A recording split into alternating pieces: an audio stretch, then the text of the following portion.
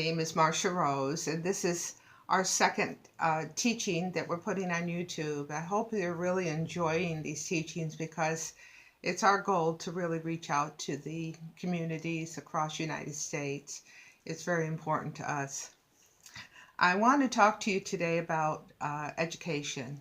I feel that education is the key to success, no matter what you're doing, whether you have a goal to become a doctor or a goal to become a teacher, any of the goals that you have, it's important to be educated.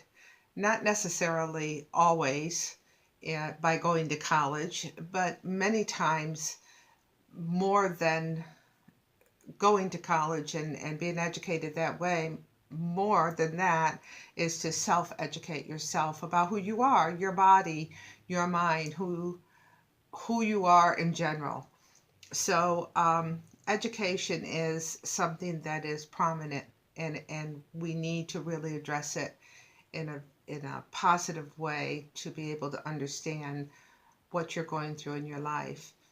Um, there are various areas of your life that you are confronted with. There's physical illness, there's mental illness, there's emotional situations, there's illnesses that have not found a cure, there are illnesses that are chronic, there are illnesses that can lead to catastrophic deaths. There's just so many, and it's important to understand what is your illness and what are you dealing with. Seeing as we are a mental health facility, I would like to address mental health. There are various types of mental health. There are some that are chemically induced, and there are some that are situationally induced. There's some that are brought on by trauma, and all of them are different, and all of them have different series of events and symptoms that go along with it. Dealing with bipolar disorder, this is genetic. It is something that you're born with. It must be in your family somewhere. It's been passed down. It can skip a generation, but it's still genetic. And because it's chemically induced and genetic, it's not your fault. It's something that you were born with. And bipolar disorder is a two symptoms. There's two types of episode. There is depression, of course, and then there is also mania. And if you have bipolar disorder, you have to cycle. It moves. It goes up and down. It doesn't stay dormant. It doesn't remain one way. It will go up to mania, and it will go down to depression. It passes through at different levels based on the individual, based on so many different variables that would cause this illness to move. But let's just for a moment start with the fact that you have bipolar disorder. So what would happen is that you would either fall down into a depression, and we like to use the number system that is with our journal, and it's 1 to 10. So 1 would be deep depression and you're in the hospital. 10 would be high mania and you're in the hospital. An 8 and a 9 is you're probably going to the hospital. So we have from 10 to 1. In the middle, we have 3 5s, and those 3 5s are balanced. That means that you can move up and down in those 3 5s. You know, high 5, center 5, low 5, and you're still in balance. Because we want to have you are going to have movement in your life. Everyone in the world does. None of us are stagnant and just stay at one level. It is a movement of moving up and down in our emotions. So that's those 3 5s. But if you're in depression, you are immediately having negative thoughts. You're telling yourself that you're not any good. You're blaming yourself for all the problems in your family, all the problems in your life. You're contemplating almost immediately that if you were not in this world, that everyone else would be better. And the levels of the depression would start with maybe feeling blue, feeling like, a little bit of tiredness. And then as you go down, the depression sinks in hard more and more. as you go into that deep depression. Some people do not go all the way down to the extreme attempts of suicide, but they might move down into depression and then begin to go back up again, and that would be bipolar disorder. Going up into the mania, when you get to be about a 6, you feel that energy. People think that immediately they feel, individuals that have bipolar disorder feel as if, euphoria, happy, and they love it.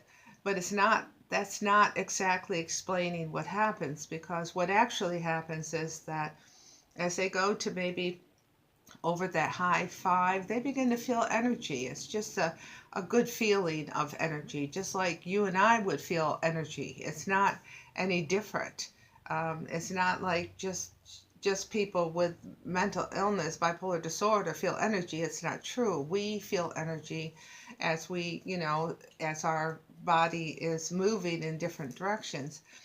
So anyhow, they feel energy, and that may be that they just feel good about life. Everything seems to be much better, and they feel like doing more. They're going to clean the house, clean the closet, things like that. But as they rise up, then that feeling of energy falls in, immediately goes into the feeling of mania. It would be the low mania, which would be start thinking about things that they want to do.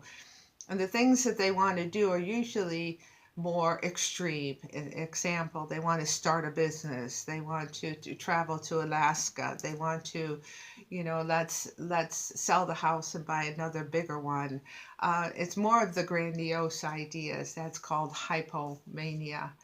They don't stay there very long. Usually they immediately go up higher if they are not on medications, and understand that we're talking about people that are not medicated at this point. And what happens is they go up into the manic state of having the different kinds of thinking. If you're not medicated, you could go to the manic state, stay there for a little bit, and then start coming down again, and falling right through the balance and into the depression, and then hitting the depression, then going back up again. And these cycles would just automatically keep moving up and down. The thing with bipolar disorder is it's progressive illness. So every time you go into an episode would be if you went high enough to be over a 7 or over, that's an episode. If you go low enough to become a 4 or 3, that's an episode. If you stay in that middle stages and just keep moving up and down, then that's not considered an episode. It's just mean you're cycling in the disorder. Of course, as I said, bipolar insights is progressive. So every single episode you have, the next one will be worse. So as you get older, it's going to get worse. The key is to be medicated at an early age, and then those cycles will not be there, and thus it will not get worse as you get older. It doesn't mean that if you are older and you just got diagnosed, say in your 50s or 60s, that does not mean that you can't find help. There is help. There is medications that will help you, and the only difference is that it may be a little bit more difficult to get the combination of medications or the types of medications that would work for you and your disorder. So the key here is to be diagnosed young and to go on medications to stop the episodes. So that's kind of a rundown on bipolar disorder.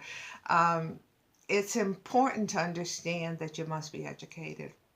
This is what the goal is for all of these teachings we're going to do on YouTube, is to continually teach you about illnesses. And we'd love to hear from you and have you send me emails. The address is trust, TRUST, at bipolarinsights.com. It will be at the end of the video, each of these videos, so you can contact me. When you contact us, we will answer you and help you with any questions you might have, and lead you and direct you, and let you know that you're not by yourself. You will never ever be alone. there is other mental health issues that are chemical is schizophrenia. Schizophrenia is a thought disorder. It is not a mood disorder. It is a different part of the brain, and it scatters the thoughts in the minds of the individuals that have schizophrenia. People have said over and over again to me, schizophrenia is worse than bipolar disorder. I disagree. That's like someone coming up to you and saying, my pain was worse than yours. How in the world would you ever know that? I don't think that there's any levels of what is worse than the other one when it comes to an illness. It'd be like saying to someone that has cancer, you know, you have cancer, but I have MS, so mine's worse. That's just ridiculous. And we're going to deal with schizophrenia um, in the next episode of the video. So um, anyway, so those are the two that are really um, they're chemically induced, definitely chemically induced. So it's not your fault. You were born with it, and there's ways to find balance and achieve balance and to maintain balance the rest of your life. I'd like to keep, I'm going to tell you over and over and over again, in our classes, we have approximately between 40 and 50 people that attend every Monday night, and many of those people have achieved balance and they are managing it and they're doing well. They're not having the episodes, they're not having the severe episodes that can come along with this. What is happening is they're going back to school, their marriages are healed, they're getting their children back, they're having such wonderful transformations in their life, and they continue to come to class every week just to be part of a support team that would help them through this. And I am always there for them. I want you to know that you are somebody. You have value, you have worth, you're somebody. Don't let anyone define you by your illness. Don't let them. And know that you're not alone. You'll never be alone. As long as I'm alive and as long as Bipolar Insights is here, we are here to help you always.